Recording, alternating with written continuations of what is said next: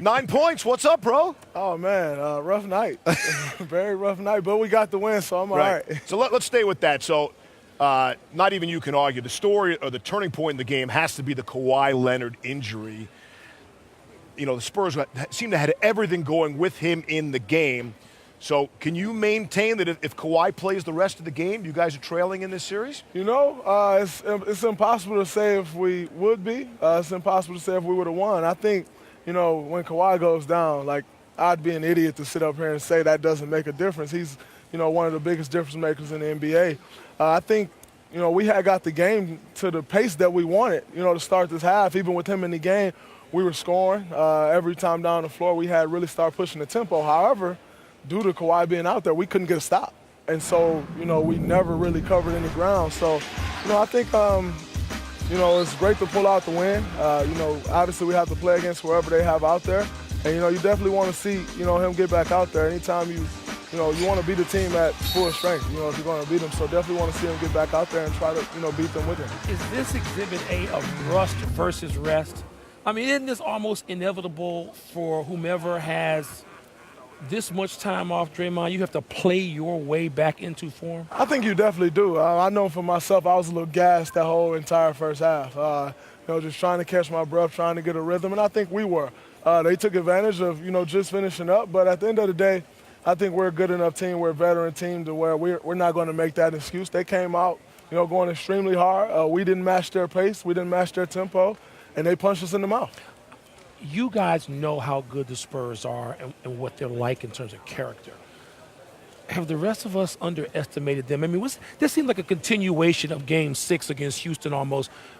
When you watched that, did anything surprise you about the Spurs and their ability to play at this level this year? Absolutely not. You know, when you're talking about the Spurs, you know every year they're going to be a good team, if not great. You know, and so watching that Game 6, you know, I thought it would be a better game, but I knew they would have an opportunity to win. Anytime they step on the floor, they don't beat themselves, so they give themselves a chance to win. I was surprised that, you know, everything you see is like, oh, man, the Warriors are going to smack the Spurs, and, like, I'm not listening to that. I know how good of a ball club this is. I even saw Pop say, like, yeah, the only thing we can do is pray. Those little mind games aren't working for me, Pop, but, you know, that's a great ball club, championship, you know, club, and, you know, they're going to give it their all anytime they step on the floor. Hey, if you guys had not won this game, we would have been talking about that first half for the next 48 hours until Game 2 for sure. So with that in mind, Steve Kerr is in your locker room waiting for you guys at halftime. We saw what he had to say. How much did that mean to you, and how much of an impact did that have on the second half? I mean, you know, anytime Coach Kerr speaks, it has an impact on us. It means a lot, you know, to have him there just to hear his voice, just to see his face. Obviously, you know, him not being able to be out here coaching the team, you know, we're all an extension of him, from the coaching staff to the players. So even if he's not out here physically, you know, he's still here with us in everything we do. But to actually hear his voice, see him at halftime and get that message, you know, it helps us out a lot. So what now? You got just one day before we get to Game 2 in this series. You guys have played your way out of the rust now. You know San Antonio is going to be the resistant, resourceful team that you always expect them to be. What happens now just on your end going forward? Oh, we just, you know we have to come out better. You know, we can't come out and get down 24, 25 points or whatever it was, especially against a ball club like that. You know, it's almost impossible to make that up. And, you know, so we know we have to be better from the start. We have to definitely take care of the details. You know, tonight we left strong side corner. I did it on the very last play. You know, we helped in too much sometimes, then we didn't help in enough at times.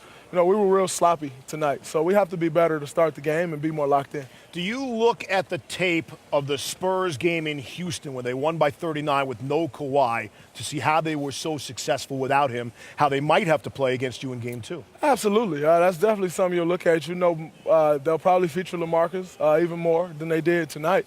And so you have to be ready for that. But the most important thing is not coming into the game saying, hey, we need to lock down LaMarcus. Then Patty Mills has 15 points. Danny Green has 16 points. Jonathan Simmons has 16 points. That's where you're going to lose the game. You know, so if they're going to feature LaMarcus more, you know, I have to man up. Zaza have to man up David. And we got to try to stop him. You know, but we can't come out and let everybody else get going. And LaMarcus is still going to get all the shots he's going to get anyway. We know what you think about Kelly Olynyk in terms of being a dirty player. What about Zaza? People are saying that was a dirty play foot under. I mean, what kind of player is he? Honestly, I have not saw the replay, so I can't really speak on that particular play. Obviously, I think Zaza is a very hard-nosed guy. As a guy that really can't leap much, so he has to be physical, and I think he's very physical, and he used that to make a great career. To say the play was dirty, I can't say if it was or if it wasn't.